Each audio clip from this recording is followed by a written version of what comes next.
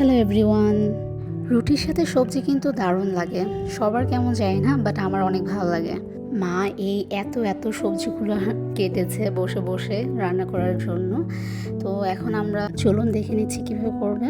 প্রথমে তেলটা গরম করে এতে শুকনো মরিচ আর তেজপাতা দিয়ে দিতে হবে, তারপর মিক্সড করতে হবে পাঁচফোড়ন দিলে সবজির টেস্টটাই ভিন্ন হয়ে যায়, কারণ এটার যে ফ্লেভারটা তা অতুলনীয়, খুবই ভালো লাগে।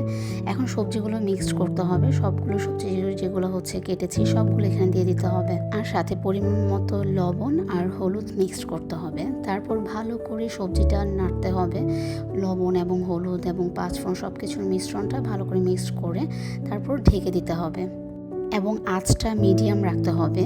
ক্ষণ সময় পরপর ঢাকনা উঠিয়ে নেড়ে চেড়ে দিতে হবে ভালো করে, এবং এতে কাঁচামরিচ দিয়ে দিব আমরা এখন।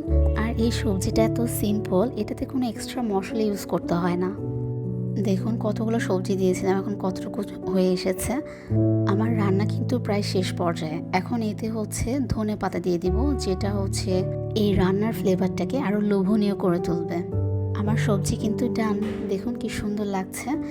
আর এটাতে খুবই হেলদি একটা খাবার, যেহেতু মশলা ইউজ করা হয় না বেশি।